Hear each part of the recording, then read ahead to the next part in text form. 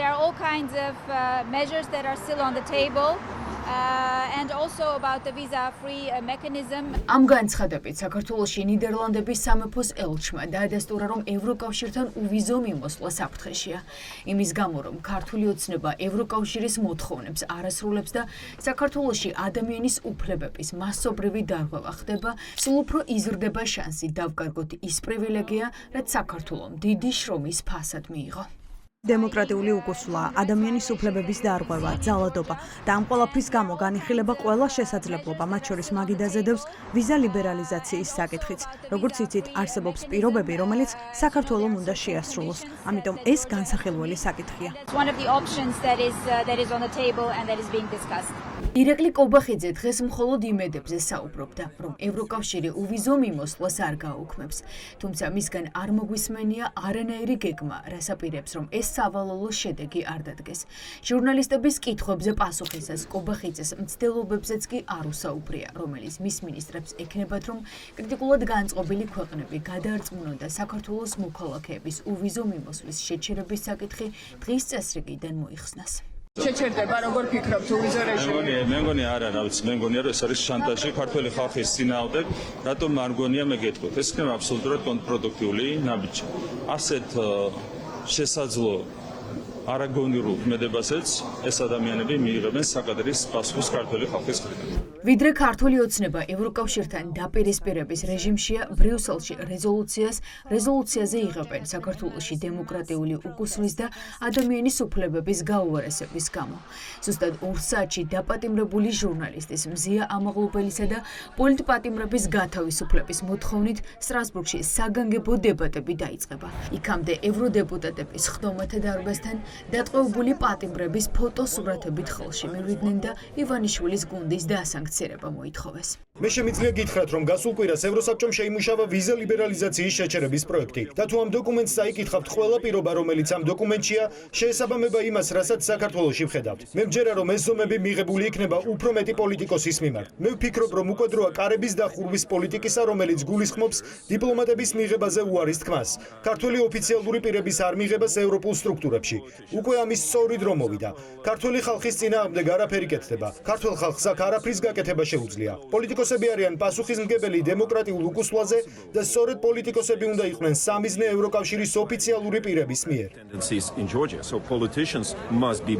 ევროპარლამენტარები მოითხოვენ, რომ სანქციები ბიძინა ივანიშვილსა და მის გარემოცვაზე გავრცელდეს. უნდა დასანქცირდნენ ისინი, ვინც ქონებას და აქტივებს ევროკავშირში ფლობენ და ოცნების არადემოკრატიული ნაბიჯების გამო ქართველი ხალხი არ უნდა დაისაჯოს. ოლიგარქი ივანიშვილი საფრანგეთის მოქალაქეა. სავარაუდოდ იქ საბანკო ანგარიშებიც აქვს, ამიტომ მაიკლ გალერი ამბობს, რომ საფრანგეთის მთავრობამ დროულად უნდა იმოქმედოს. Well, I would wish to see that. That's my expectation. ვისურვებდი, რომ სანქციები ვნახო. ეს არის ჩემი მოლოდინი და ამ ადამიანებსაც სწორედ სანქციები აშინებთ. თუ მათ საბანკო ანგარიშები აქვთ ჩვენს ქვეყნებში, მაგალითად ივანიშვილს აქვს ფრანგული პასპორტი, არ გამიკვირდება, რომ მას ფრანგული საბანკო ანგარიშიც ჰქონდეს. ასე რომ ეს უნდა იყოს გზა იმ ადამიანების დასჯისთვის, რომლებიც ბლოკავენ საქართველოს ევროპულ გზას. These people who block Georgia's way to the European Union. პირველების ხელშია რეზოლუციის საბოლოო ვარიანტი, რომელსაც ევროდეპუტატები კენჭ-სხვალ დებატების შემდეგ უყრიან. იქამდე კი ქართულ ოცნებას ამ ტრიბუნიდან უმწოვესი განცხადებების მოსმენა მოუწევს. რეზოლუციაში პირდაპირ წერია, რომ ივანიშვილის რეჟიმმა დაუყოვნებლივ და უპირობოდ უნდა გაათავისუფლოს რეჟიმის ყველა პატიმარი. უკან გაიწვიოს დრაკონული კანონები, რომელიც ოცნების ავტორიტარულ სტრატეგიას წარმოადგენს, ჩაახშოს კრიტიკული ხმა და ქვეყანაში რუსული სტილის მმართველობა გაიმყაროს. გამოხატავს ღრმა შეშფოთებას საქართველოში ჟურნალისტების მიმართ თვითნებური დაკავებების, ძალადობისა და შევიწროების გამო, მათ შორის ცილისწამების კამპანიების, სამართლებრივი დევნის, გენდერული ძალადობის გამო.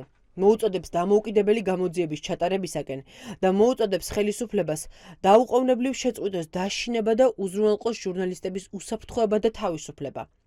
მოუწოდებს საქართველოს ხელისუფალს დაუყოვნებლივ გაათავისუფლოს ყველა პოლიტიკური პატიმარი და სხვა უკანონო დაკავებული პირი, როგორიცაა აქტივისტი მათე დევიძე.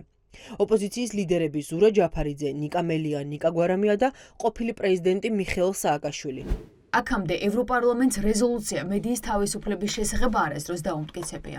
ჟურნალისტების უკანონო დევნის, დაკავებების, დაშინებისა და გაჩუმების მცდელობამ იმდენად მასშტაბური ხასიათი მიიღო, რომ დეპუტატებმა რეზოლუციის დამტკიცება გადაწყვეტეს. დოკუმენტში წერია, რომ ევროკავშირმა უნდა დაასანქციოს ის სამართალდამცველები, ვინც მზეა ამაღლობელი საქმეზე სასამართლოს ცრუ ჩვენებას აძლევდა და ის ძალოვნები, ვინც მედიის წინააღმდეგ ძალას იყენებდა. მე ვფიქრობ, რომ ყველაფერზე რაც ხდება ჩვენს ქვეყანაში, უფრო მეტი რეაგირება იქნება დასავლეთიდან და უფრო მკაცრი, ხო? იმიტომ რომ არაფერი არ იმალება, ის ყველაფერი რაც ხდება, ის უკანონობა და რაც მთავარია, რუსეთის რეჟიმის სასარგებლოდ მუშაობა, ეს ყველაფერი არის ძალიან ნათელი ჩვენი დასავლელი პარტნიორებისთვის. ამიტომ ეს რეზოლუციაც იქნება, რეზოლუციის შემდეგ კონკრეტული ნაბიჯებიც იქნება და დაელოდონ. დარტყმის ობიექტი არის დამოუკიდებელი და კრიტიკული მედია, რომლებიც სხვადასხვა გზებით ვიწროვდება, რომლებზეც სხვადასხვა გზებით ხდება დარტყმა, ეს არის თქვა დრაკონული კანონების მიღება, ჟურნალისტების დაჯარიმება უბრალოდ იმისათვის, რომ ისინი აქციებს აშუქებდნენ და ასე შემდგომ, მძიმე ფინანსური პრობლემების შექმნა და ასე შემდგომ. ევროპარლამენტის საგანგებო დებატებამდე 2 საათი რჩება. ხოლო სტრასბურგში რეჟიმის რეპრესიების ამსახველი კიდევ ერთი უმწოვესი დოკუმენტი დამტკიცდება.